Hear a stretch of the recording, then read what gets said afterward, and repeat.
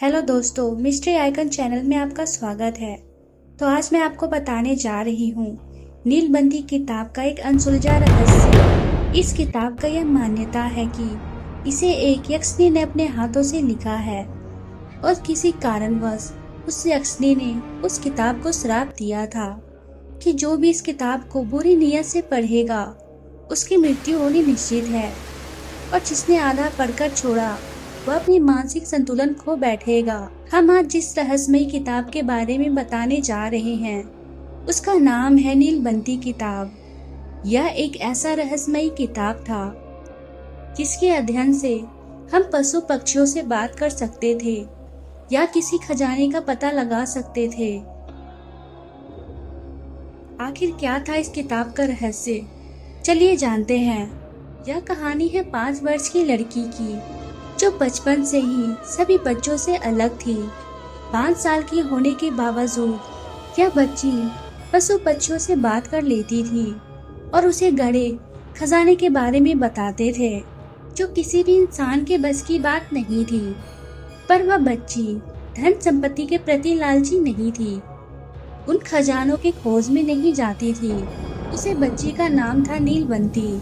जैसे जैसे नीलबंती बड़ी होती गई उसके साथ होने वाले रहस्यमयी घटनाएं और भी बढ़ने लगे। अब उसे हर रात को अजीब अजीब सपने आते थे जिनमें अलग अलग भूत प्रेत नीलबंती से बातें किया करते थे। वह उसे आने वाले या होने वाली घटनाओं के बारे में बताया करते थे। जब नीलबंती थोड़ी और बड़ी हुई तो उसे भूत प्रेत सपनों में आकर सामने दिखाई पड़ने लगे थे। नीलबंती दिन रात भूत प्रेत आत्माओं से घिरी रहती थी। उसे हमेशा कानों में फुसफुसाने की आवाज आती रहती थी। नीलबंती यह बात जान चुकी थी कि उसमें अन्य लोगों के विपरीत अलग शक्तियां हैं। नीलबंती 16 वर्ष की एक बेहद खूबसूरत और आकर्षक लड़की दिखाई देने लगी थी और उसके साथ होने वाली घटनाएं भी बढ़ने लगी थी। अब जब भी कोई आत्मा, प्रेत या बेताल नीलबंती को कोई विद्या या मंत्र बताता था, सभी चीजों को लिखकर नीलबंती एक किताब में रखती थी। वह उन सभी मंत्रों और विद्याओं को याद रख सके इसलिए वो लिखा करती थी, और इसी कारण उसे जन्मजात से अद्भुत शक्तियां मिली थी। वह इस दुनिया की नहीं है और एक श्राप के कारण इस दुनिया में आकर फंस गई है। साथ ही सपने में नीलबंती को यह भी आदेश मिला कि उसे जल्द से जल्द इस दुनिया से निकलकर अपने असली दुनिया में जाना होगा। अपनी दुनिया में जाने के लिए नीलबंती को वह भी उपाय भी बताया गया जिससे वह इस दुनिया से अपनी दुनिया में जा सके। उसे सपने में बताया गया जहाँ वह रहती है उसी गांव से कई मील दूर एक नदी के किनारे बड़ा सा बरगद का पेड़ है। उसी पेड़ के नीचे से वह अपनी दुनिया में जाने का रास्ता निकाल सकती है। नीलबंती अपनी लंबी यात्रा शुरू कर दी। नीलबंती कुछ दिन बाद उसे एक जंगल के रास्ते में एक व्यक्ति से मिली जिसने नीलबंती से उसके जगह पर पहुंचाने के लिए मदद की। वह व्यक्ति पेशे से एक व्यापारी था और नीलबंती की खूबसूरती को देखकर मंत्रमुग्ध हो गया था। उस व्यापारी ने नीलबंती के सामने एक शर्त रखी। वह नीलबंती को ले जाने में उसकी मदद तो करेगा, वह उसी जगह रहता है, लेकिन इसके बदले में नीलबंती को उसे शादी करनी पड़ेगी। नीलबंती ने उस व्यक्ति की शर्त मान ली, लेकिन बदले में नीलबंती ने भी एक शर्त रखी। वह यह कि वह व्यापारी से शादी तो करेगी, उसके साथ भी रहेगी, लेकिन वह कभी उस व्यक्ति के साथ रात नहीं बिताएगी और वह रात में कहाँ जाती है या कोई नहीं उससे पूछेगा।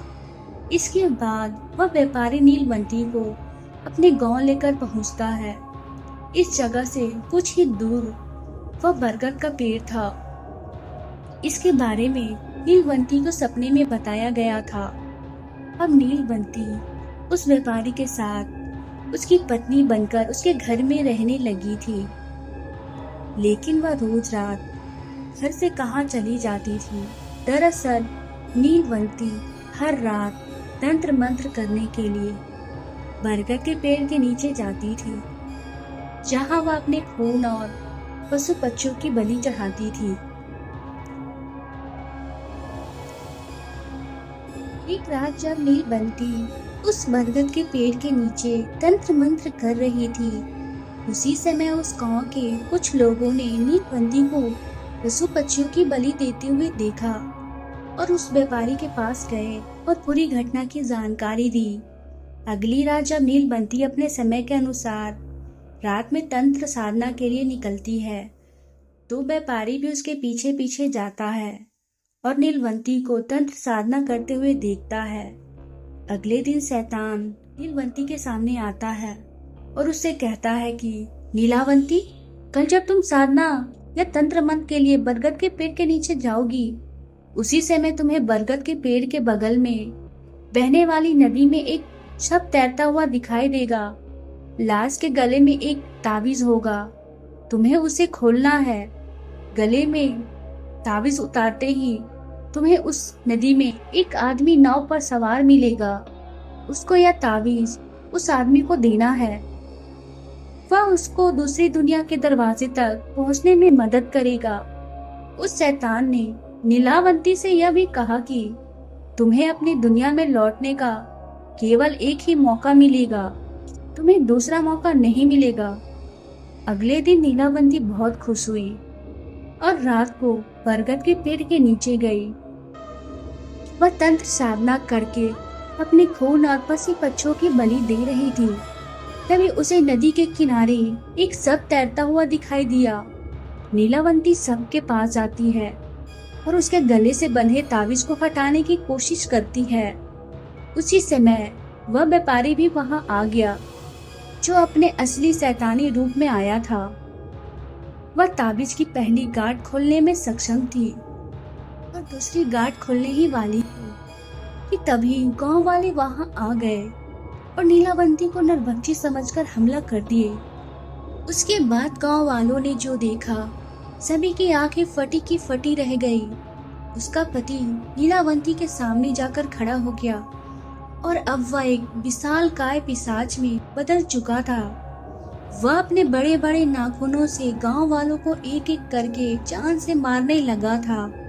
गांव वाले यह देख हैरान थे। जिस व्यापारी को वह इतने वर्षों से इंसान समझ रहे थे, वह तो वास्तव में नीलवंती से भी भयानक पिशाच था। वह पिशाच नीलवंती को लेकर जंगल के रास्ते भाग निकला और महफूज जगह पर पहुंचकर नीलवंती को बताया कि वह पहले दिन से जानता था नीलवंती एक यक्षिणी है और उसके साथ रहने का एकमात्र लक्ष्य यह है कि वह पिशाच नीलवंती को उस किताब को पाना चाहता था, जिसमें नीलवंती ने सभी मंत्र, विद्याएं, क्रियाएं को लिखा था। पिशाच के मंसूबा जानने के बाद नीलवंती ने उस पिशाच को मौत के घाट उतार दिया, लेकिन कुछ ही क्षण में वह पिशाच फिर से जीवित हो उठा। अब नीलवंती समझ गई थी इस पिशाच को हराना मुश्किल है। तब नीलवंती ने उस किताब को यह श्राप दे दिया, जो उस किताब को बुरी नीयत से पढ़ेगा तो उसकी मृत्यु निश्चित है, और यदि कोई उसे अधूरा पढ़कर छोड़ देगा तो उसकी मानसिक संतुलन खराब हो जाएगी, और अगर उस किताब को कोई पढ़कर किसी को नुकसान पहुंचाने की कोशिश करेगा वह पागल हो जाएगा। इस श्राप के साथ नीलवंती अपने उस किताब के साथ वहां से गायब हो गई। लेकिन एक बात तो तय थी, नीलवंती अपनी दुनिया में वापस नहीं जा पाई थी। उसके पास मात्र एक ही रास्ता था अपनी दुनिया में वापस लौटने का, लेकिन वह उस पिशाच की लालच की वजह से वह अपनी दुनिया में लौट नहीं सकी। तो दोस्तों, आपको ये कहानी कैसी लगी कमेंट में जरूर बताएं, और ऐसे ही रहस्यमय कहानियां सुनने के लिए हमारे चैनल को सब्सक्राइब करना ना भूलें। धन्यवाद दोस्तों।